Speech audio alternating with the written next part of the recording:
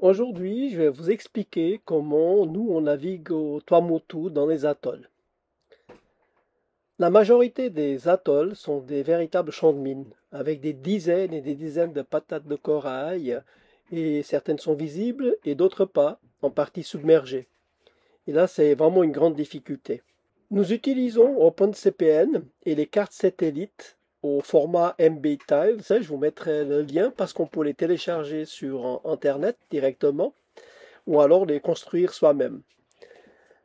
Ces cartes satellites sont vraiment d'une grande importance et très bien détaillées. Là, j'ai tous les toits Motu qui sont visibles. Donc, j'ai tous les toits Motu, j'ai toutes les marquises et toutes les îles à société. Et on peut voir qu'il y a les contours des atolls. Et si je zoome pour vous donner un exemple, on va sur l'atoll de Raroya. Vous pouvez voir que tous les points blancs, ce sont des patates de corail. Alors pour naviguer, nous on zoome. Ici, au milieu, il y a la passe. Et ensuite, nous naviguons avec un zoom sur la carte et on peut apercevoir toutes les patates qui sont visibles.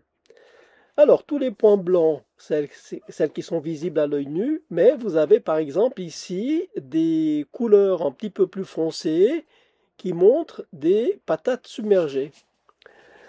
Alors ça, il faut éviter. À Raroya, il n'y a pas de problème parce qu'elles sont toutes à plus de 3 mètres de profondeur. Mais dans certains atolls, elles sont à 1 mètre de profondeur. Donc c'est seulement en zoomant qu'on peut s'apercevoir qu'il y a une patate, il y a quelque chose ici qui est submergé. Alors on navigue à la voile en utilisant donc le zoom. On fait un zoom d'à peu près d'1 mille. Comme ça, on a le temps de corriger parce qu'en naviguant à la voile, on navigue à 3 nœuds et on a largement le temps de corriger nos itinéraires. Donc pour aller par exemple vers l'est, donc on passe entre ces patates et petit à petit on corrige notre direction. Environ 80% des bateaux qu'on a rencontrés dans les atolls, ils naviguent tous au moteur.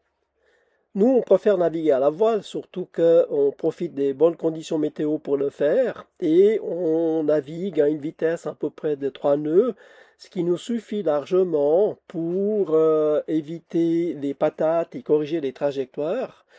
Si on prend un exemple ici, si je regarde quelle est la distance, par exemple on part de là, la prochaine patate c'est un demi-mille, donc j'ai le temps de corriger et de la voir.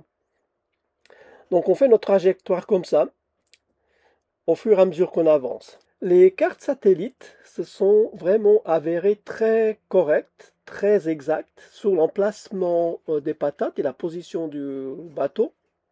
Il faut savoir qu'au Tuamotu, la cartographie, que ce soit Navionics, CMAP ou autre, elle est presque inexistante. Donc on a juste des fois l'entrée de la passe et c'est tout.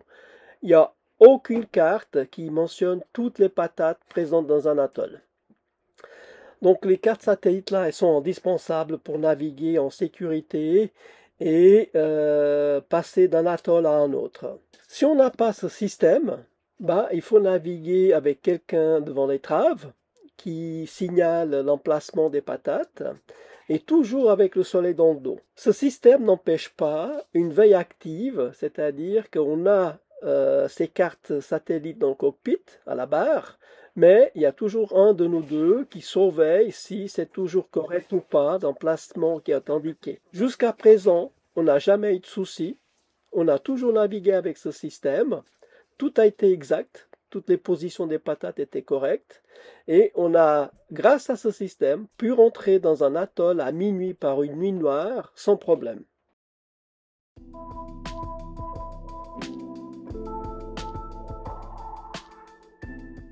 Non seulement les images satellites nous permettent de naviguer dans les lagons, mais en plus, elles nous permettent de visualiser le meilleur endroit pour jeter l'ancre, notamment sa situation, le type de fond et l'environnement aux alentours. Au Tuamotu, les fonds des atolls sont remplis de patates de corail de toute taille. Avec les images satellites, on peut zoomer et se rendre compte de la quantité de sable et de coraux qui se trouvent dans la zone. Exemple à Makemo, où nous avons pu trouver une grande zone de sable, alors qu'aux alentours, il y a des coraux partout.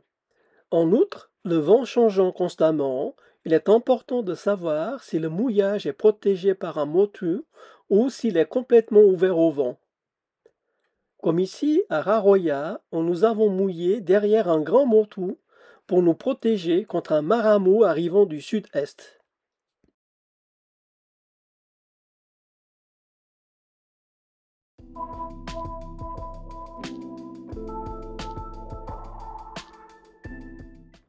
Les images proviennent essentiellement de 3 fournisseurs: Google,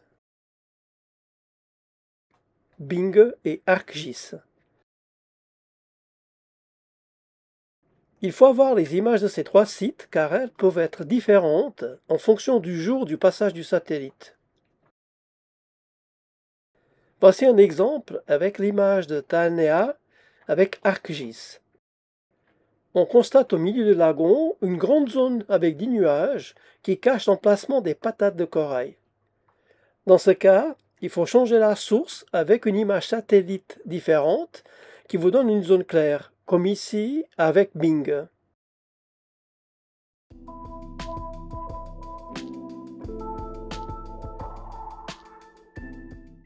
Quels sont les sites où on peut charger ces images satellites MBTiles? Je vous donne 4 sites, mais il y en a sûrement d'autres.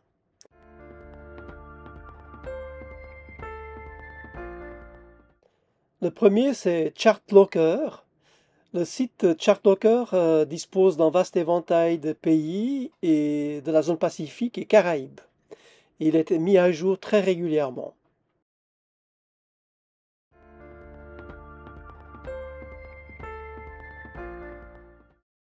Le deuxième site, c'est SojiPaws. Sur le site, on trouve essentiellement des cartes de la zone Pacifique, mais on peut également trouver la mer Rouge, les Semblas au Panama et un peu de la Méditerranée. Il y a également des cartes au format CAP, KAP pour OpenCPN.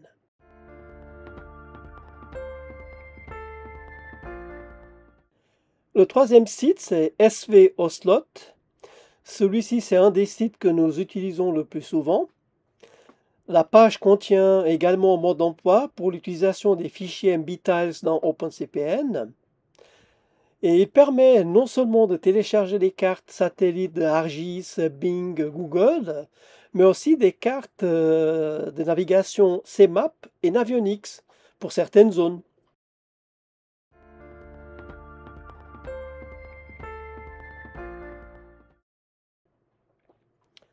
Le quatrième site que nous n'utilisons pas parce qu'il n'a pas la zone Pacifique, mais il contient les images de la Méditerranée, notamment la France, l'Italie, la Croatie et la Slovénie, c'est le site Amazing Grace.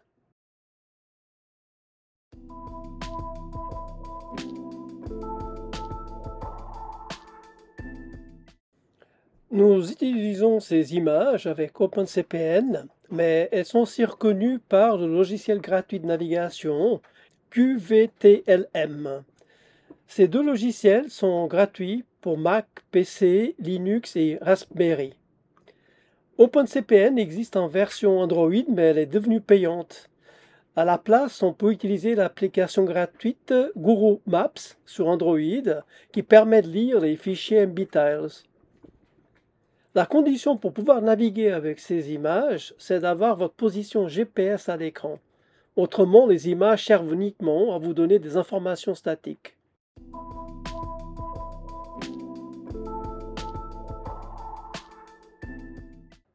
Nous avons découvert cet outil lors de notre navigation au San Blas au Panama. C'est un archipel qui a des similitudes avec les Tuamotu car il est constitué d'environ 345 îles avec des récifs autour et une cartographie limitée. Depuis, nous l'utilisons en permanence pour naviguer et chercher un mouillage, notamment son emplacement par rapport au vent et le type de fond. Voilà, cette vidéo est terminée. J'espère qu'elle vous sera utile et je vous souhaite plein de bonne navigation en toute sécurité. À bientôt!